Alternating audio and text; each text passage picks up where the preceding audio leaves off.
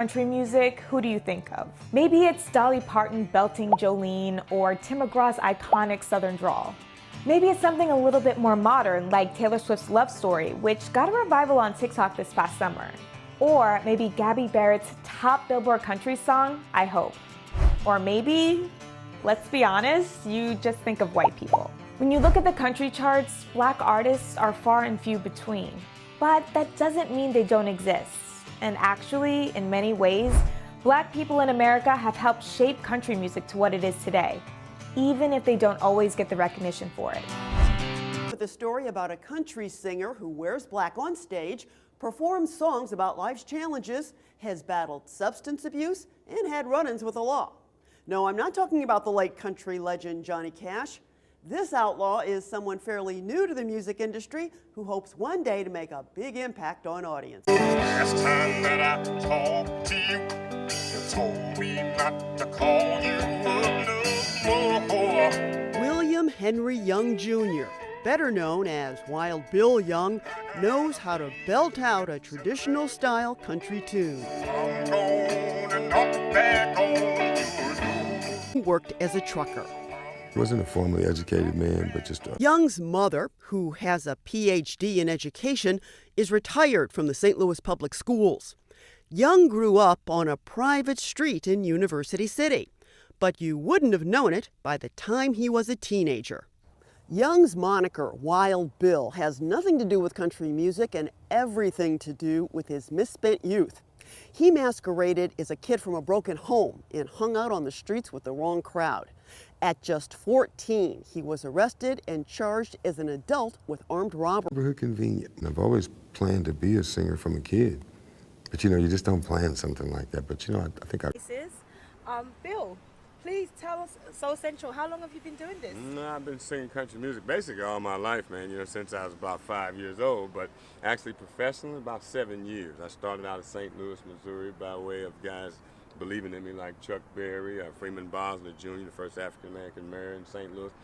We rounded up and got together and started practicing up and took our thing to Nashville. And I was just amazed at the voice that came out of this guy. Because actually my back was turned. I'm at the computer doing a few things and he kind of started like singing a few bars or something.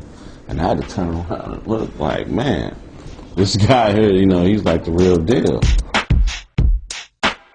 Well, I'm leaving in the morning. Gonna get on out of here. I'm on that train to Nashville. I ain't gonna waste another year. I'm on the next train to Nashville. Well, I'm gonna be a star, yeah. Having gone to law school, I realized that I could use my interest in music and my musical abilities to then work with some of the best musicians there are around. And so that's where Will comes in. He's got, the natural talent, the natural ability, and he has honed his voice to the point where there is no country singer, at least that I've heard, that can sing the music better than he can.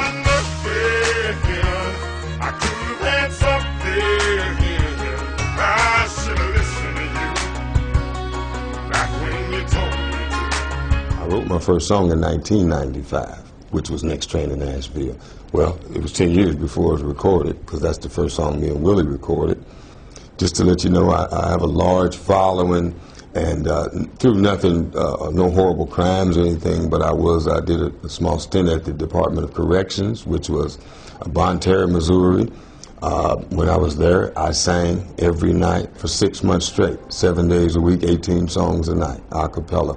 And that was at the behest of all of the inmates beating on stuff, and actually, not actual full rioting, but they did create quite a disturbance until I would sing.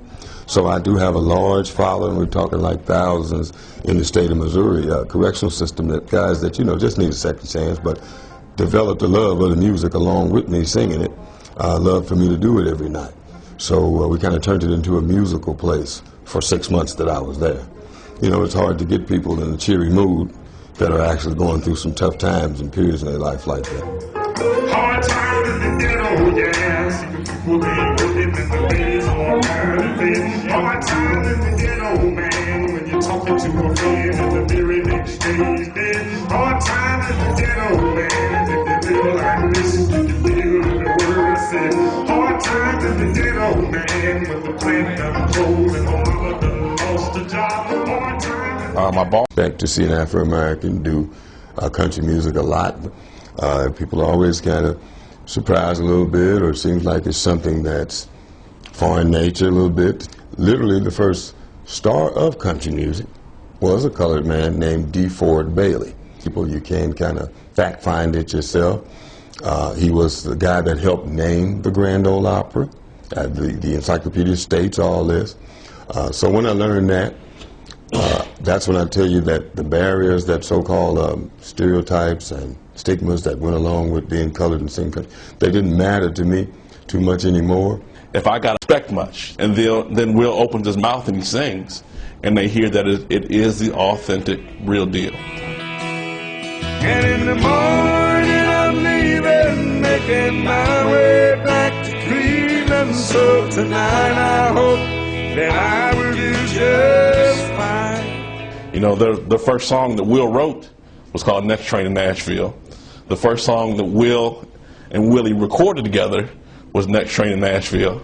You know, now that Nashville's calling, we literally are looking to get on the next train to Nashville. Beyonce, Black people have been shaping and contributing to country music since the start.